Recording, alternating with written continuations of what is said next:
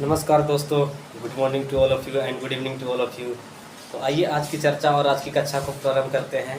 हम लोग modern history में आगे बढ़ रहे हैं और मॉडर्न हिस्ट्री में आगे बढ़ने के क्रम में हमने ब्रिटिश कंपनी के बारे में जाना और यह जाना कि ब्रिटिश कंपनी किस प्रकार यूरोप से आई सभी कंपनियों को परास्त करते हुए अपनी सत्ता और अपना वर्चस्व को स्थापित किया।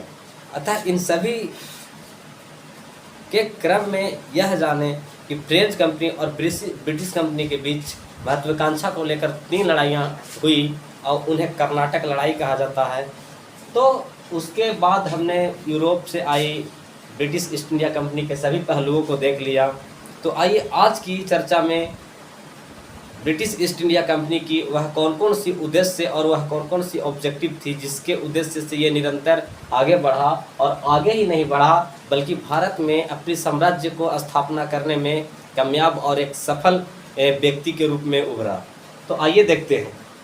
सबसे पहले आपको हेडिंग दिख रहा होगा, ईस्ट इंडिया कंपनी का उद्देश्य, यानी जो ब्रिटिश ईस्ट इंडिया कंपनी था उसका ऑब्जेक्टिव क्या था भारत में आने का। और भारत में आने का एक व्यापारिक उद्देश्य था, तो फिर यह एक व्यापारिक कंपनी से एक साम्राज्य के रुख कैसे मोड़ लिया और फिर यह एक बड़ा साम्राज्य की ओर कैसे मुखर किया। तो इन सभी पहलुओं को जानेंगे। तो उसमें पहला जो पॉइंट आता है वो पहला पॉइंट कि मनमर्जी का व्यापार। यह क्या चाहता था, इसका उद्देश्य क्या था ब्रिटिश कंपनी का कि मन मर्जी का हमें व्यापार करने का मौका मिले। भारत के सभी राज्यों में मैं जा कर व्यापार करूं जिसमें कोई भी रिस्ट्रिक्शन और कोई भी रुकावटें ना हो।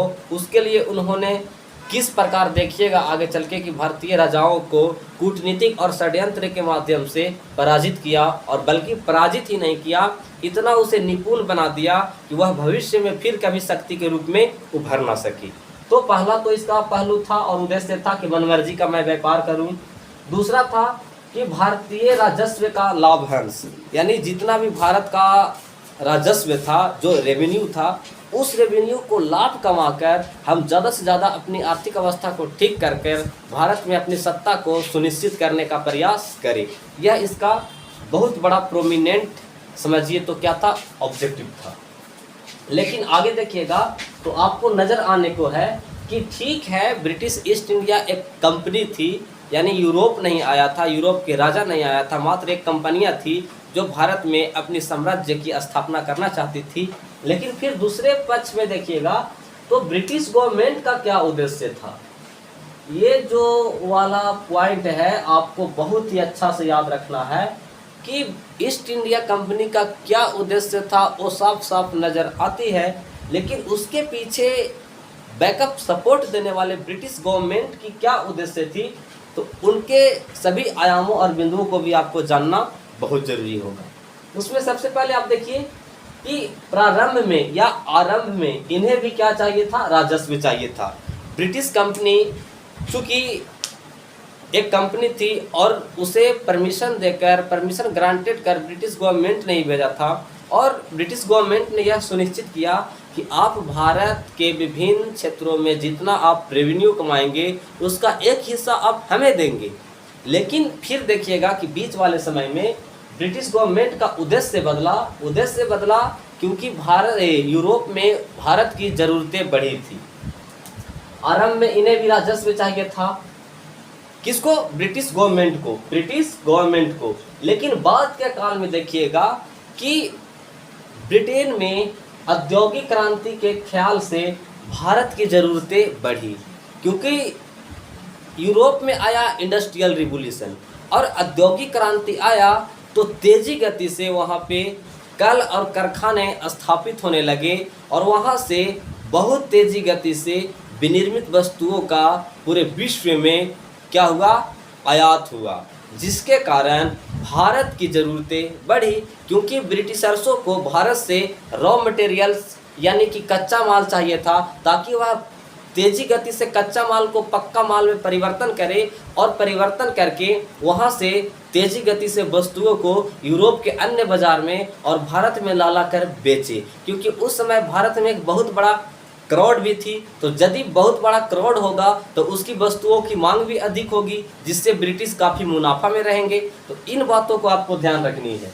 तो याद रखिएगा इंडस्ट्रियल रिवॉल्यूशन के कारण भारत की जरूरतें बढ़ी। आगे, वित्त निवेशकों के लिए भारत अनुकूल था। वित्त निवेशक मतलब जो बड़े बड़े कॉरपोरेटर थे, जो बड़े बड़े फाइनेंसर थे, उन सभी फाइनेंसरों को भी एक अवसर चाहिए था कि मेरे पास यदि पैसा ज़्यादा हो गया है तो मैं जाकर कहूँ इन्वेस्ट करूँ, ताकि हम वहाँ से हमें ज़्यादा से ज़्यादा मुनाफा हो। क्योंकि जितना भी इन्वेस्टमेंट करने वाले ब्रिटिश के उद्योगपति थे और बड़े बड़े फाइनेंसर थे, वो ब्रिटेन में पैसा इन्वेस्ट करना नहीं चाहते थे, क्योंकि उस दौरान में ब्रिटेन में बहुत सारी प्रतिस्पर्धी फाइनेंसरों की भीड़ लगी हुई थी। अतः प्रतिस्पर्धी के स्थिति में, एक दूसरे के तानातानी की स्थिति में आप ज़्यादा मुनाफा नहीं कमा पाएंगे। अतः वहाँ के जो फाइनेंसर भी थे वह चाहते थे कि मेरे लिए एक ऐसा देश हो जो जनसंख्या में उन्नत हो,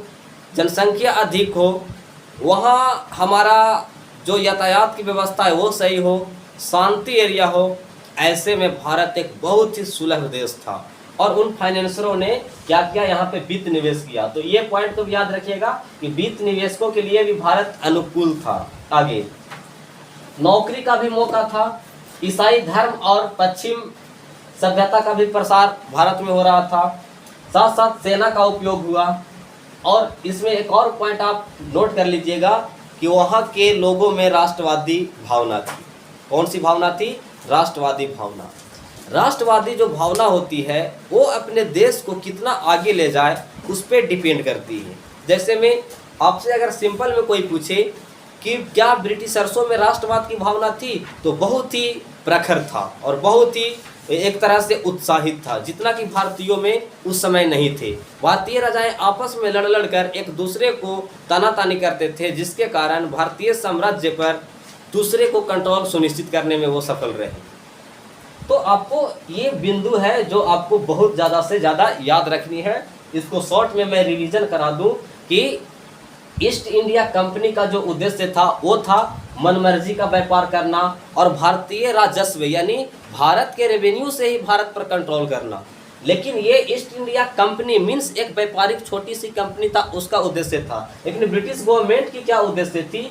तो ये प्रारंभ में यानी शुरुआती दौर में इन्हें भी राजस्व चाहिए था। लेकिन जब इंडस्ट्रियल रिवॉल्यूशन आया यूरोप में तो भारत की ज़रूरतें बढ़ी, क्योंकि भारत से चाहिए था कच्चा माल, रॉ मटेरियल, और रॉ मटेरियल को तेजी गति से कहाँ ले गए? यूरोप। और यूरोप में वहाँ पे चूँकि इंडस्ट्रियल रिवॉल्यूशन आ रहा है तो उस इंडस्ट्रियल में बने जितने भी कच्चा माल से पक्की माल में बनी वस्तुओं को दूर दूर तक यूरोप के अन्य बाज़ारों में कम सस्ती वस्तु को महंगी कीमतों पर बेचा जाना, जिससे यूरोप को अधिक से अधिक क्या हो? लाभ हो। अब देखिए कि ब्रिटेन के लोग अपने आप के वहाँ के लोगों में इस तरह की भावनाएं भरती थी कि आप गर्व महसूस कीजिए। जितना भी यूरोप के जो बड़े बड़े वित्तपति थे और बड़े बड़े फाइनेंसर थे, चूँकि वहाँ का सरकार भी वहाँ के झुग्गियों के लोगों में, जिसके घर में रोशनी झांकने तक नहीं जाती थी, उनको वह कहता था कि आपको गर्वान्वित महसूस करना चाहिए कि भारत का जो यूरोप का साम्राज्य है पूर्व से पश्चिम तक है, जिसमें कभी सूर्य अस्त होता ही नहीं है। अब यहीं पे मुझे एक याद आ गया, सीन चल रहा था महाभारत में, एक गांव में नाटक चल रही थी। तो उस नाटक में क्या हुआ कि कौरवों और पांडवों के बीच वो नाटक होने वाला था और कौरवों के तरफ से दुर्योधन भी मौजूद था और वो सीन होना था।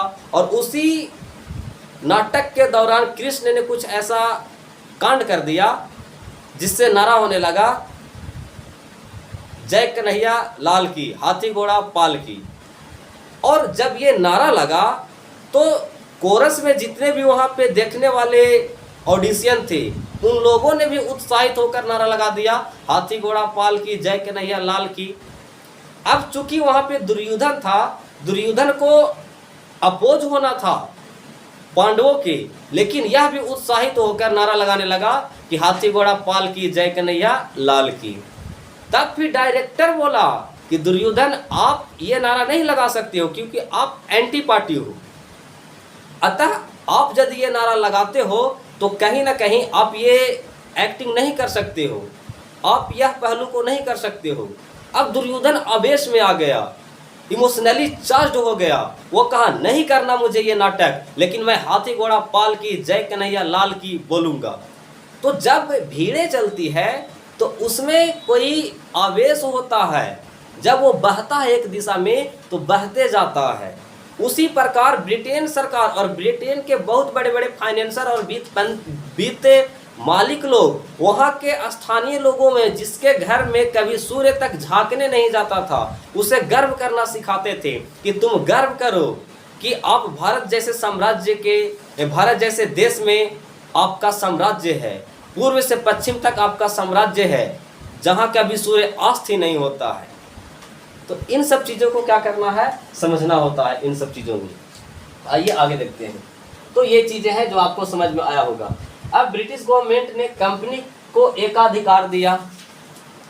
अब ब्रिटिश गवर्नमेंट खुद भारत को क्यों नहीं जीत लिया, यह एक छोटे कंपनियों के द्वारा क्यों जितवाया, तो इसके बारे में आप संक्षेप में जानिए कि जब आपसे कोई प्रश्न पूछे कि ब्रिटिश गवर्नमेंट स्वयं भारत को क्यों नहीं जीत लिया, वह ब्रिटिश ईस्ट इंडिया एक छोटी सी कंपनी के द्वारा ही क्यों, तो पहला तो एक फ्लैट वे में उत्तर जाएगा कि चूंकि ब्रिटेन के गवर्नमेंट को उस समय के यूरोप के अन्य देशों पर भी कंट्रोल करना था, अतः उसकी ध्यान सिर्फ और सिर्फ भारत पर नहीं था, अमेरिका जैसे उपनिवेश, इथियोपिया जैसे उपनिवेश पर भी उसका ध्यान था। दूसरा बात कि उन्होंने ब्रिटिश ईस्ट इंडिया कंपनी को सेना गठित करने, एडमिनिस्ट्रेशन मीन्स प्रशासन बनाने और एक्सपेंसिव एरियाज मीन्स विस्तार करने का परमिशन दिया। सबसे पहले तो इन सभी आयामों को आपने समझ लिया होगा अच्छा से, तो इन सभी चीज़ों को आपको बहुत ही अच्छा से ध्यान रखना होगा। फिर ब्रिटिश गवर्नमेंट ने क्या दिया, तो सहयोग दिया। सहयोग में फाइनेंशियली सपोर्ट किया और आर्मी सहयोग किया। यानी ब्रिटिश कंपनी को कहा कि आपको यदि भारत के जीतने के क्रम में कोई असुविधा लगे, वित्त की कमी हो, फाइनेंस की कमी हो, तो आप हमसे पैसा ले लीजिए, फिर यदि कोई राज्य को जीतेंगे, आपकी अवस्था ठीक हो जाएगी, फाइनेंशियल कंडीशन, तो आप मुझे सूद समेत चुका देना। दूसरी बात कि आपको जब कभी भी लगे कि मुझे किसी राज्य को विलय करने के लिए अतिरिक्त आर्मी की आवश्यकता है, तो हमसे आप सैन्य सहयोग ले लेना। तो ब्रिटिश गवर्नमेंट क्या कर रही है, सहयोग दे रही है, तो इस चीज़ को याद रखना है।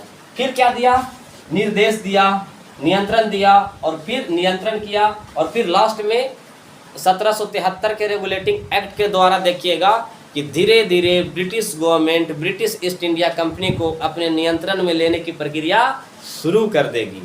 तो इस चीज़ को आपको क्या रखना है, याद रखना है। अगर आपसे सीधा प्रश्न अगर कोई करे कि भारत को ब्रिटिश ईस्ट इंडिया कंपनी के माध्यम से ही ब्रिटिश गवर्नमेंट ने क्यों जीता, तो पहला उत्तर बहुत ही फ्लैट में कि उस समय के हिसाब से ब्रिटिश गवर्नमेंट का ध्यान यूरोप के अन्य देशों पर भी था। चूँकि अमेरिका और इथियोपिया जैसे भी उपनिवेश थे, तो ब्रिटिश गवर्नमेंट कहीं ना कहीं भारत के अलावा और कई ऐसे देश थे जिस पर अपना ध्यान केंद्रित कर रही थी। दूसरी बात कि उन्होंने ब्रिटिश ईस्ट इंडिया कंपनी को भेजा और भेजने के साथ उसे अतिरिक्त बहुत तरह के सहूलियत प्रदान किया, जैसे में सेना गठन करने की शक्ति दिया, प्रशासन विस्तार, और ब्रिटिश गवर्नमेंट ने इन सभी के अतिरिक्त भी सहयोग दिया, फाइनेंशियली सहयोग किया, आर्मी सपोर्ट किया मीन्स सैन्य सहयोग। यानी ब्रिटिश कंपनी को यह भी कहा कि यदि भारत को किसी राज्य को जीतने के क्रम में यदि आपकी कोई फाइनेंशियली कंडीशन आती है, आपको लगे कि हमारी आर्थिक अवस्था ठीक नहीं है, तो हमसे आप कुछ फाइनेंशियली सपोर्ट ले लो। दूसरी बात, अगर अतिरिक्त आर्मी की ज़रूरत पड़ती है तो हमसे आर्मी ले लो। इन सभी के माध्यम से कह सकते हैं आप कि ब्रिटिश गवर्नमेंट ने ही भारत को जीता, बैकअप सपोर्ट कर रहा था, दिशा निर्देश दे रहा था। पहले तो भारत को जीतने के लिए परमिशन दिया, परमिशन के साथ साथ कोऑपरेशन दिया, और उस सभी जीते हुए राज्य को सही ढंग से चलाने के लिए क्या दिया, डायरेक्शन दिया, और इन तीनों के माध्यम से भारत पर क्या किया, कंट्रोल कर लिया। तो इस तरह से क्या करना है आपको याद रखना। आगे देखते हैं, ये चीज़ समझ गए होंगे। आगे देखिए, नए स्वतंत्र राज्य, उस समय चूंकि बहुत सारे भारत में ऐसे राज्य थे जो 1707 में जब औरंगजेब की मृत्यु हुई तो बहुत सारे नए नए राज्य थे जो अपने आप को स्वतंत्र करके एक बहुत ही अच्छा संपन्न राजा बनाना चाहते थे। लेकिन लास्ट में देखिएगा कि ब्रिटिश ईस्ट इंडिया कंपनी की एंट्री होती है, जिस कारण इन सभी राजाओं के बीच वह कैसे फूट डालता है और फिर अपना नियंत्रण सुनिश्चित करता है। आगे देखिएगा, अवध एक राज्य है अवध। अवध का उस समय का शासक था शहादत खां, या इसी को बोलते हैं बुरहानु मुल्क। क्या बोलते हैं? बुरहानु मुल्क। तो इस चीज को याद रखिएगा। अगला क्या है? हैदराबाद। हैदराबाद का शासक था चिनकलीज खां और इसी को बोलते हैं निजामुल मुल्क। क्या बोलते हैं? निजामुल मुल्क। आगे कौन है? रोहेलखंड। रोहेलखंड का शासक था बीर दाऊद एवं अली मुहम्मद। आगे बंगस राज, इसका मोहम्मद खां शासक था। फिर आगे कर्नाटक, कर्नाटक का शासक था सादुतुल्लाह खां। फिर बंगाल, बंगाल में कौन थे शासक? मुर्शिद कुली खां, और मुर्शिद कुली खां के बेटा अगला शासक बना अलीवर्दी खां। और अलीवर्दी खां के चूंकि 3 बेटियां थी, उसी बेटियां में से एक का बेटा था जिसका नाम था सिराजुद्दौला, और सिराजुद्दौला के नेतृत्व में ही आगे चल के देखिएगा तो बैटल ऑफ प्लासी होता है 1757 में। और फिर 1757 में बैटल ऑफ प्लासी के बाद चूंकि अंग्रेजों की महत्वाकांक्षा थी भारत को कंट्रोल करने के लिए, तो 1764 में बक्सर के युद्ध होगा। और 1764 में बक्सर के युद्ध में भारत के त्रिपक्षीय शक्ति को ब्रिटिश एक छोटी सी कंपनी हेक्टर मुनरो के नेतृत्व में बहुत ही सहूलियत से भारत के उन तीनों शक्तियों को हराने का काम करेगा, जिसमें अवध का नवाब शुजाउद्दौला और मीर कासिम, चूँकि बंगाल से भागा हुआ नवाब मीर कासिम था, और एक मुगल शासक शाह आलम द्वितीय, इनकी लगभग 80,000 की सेना और मात्र 10 से 15,000 की सेना हेक्टर मुनरो के नेतृत्व में, और हेक्टर मुनरो के नेतृत्व में ब्रिटिश कंपनी ने इन सभी त्रिपक्षीय गुटों को हरा देता है। तो इन सब चीज़ों को आपको क्या करना है? याद रखना है। तो आज की कक्षा मैं यहीं पे रोकता हूँ। मुलाकात होगी अगले क्लास में। Thank you all of you.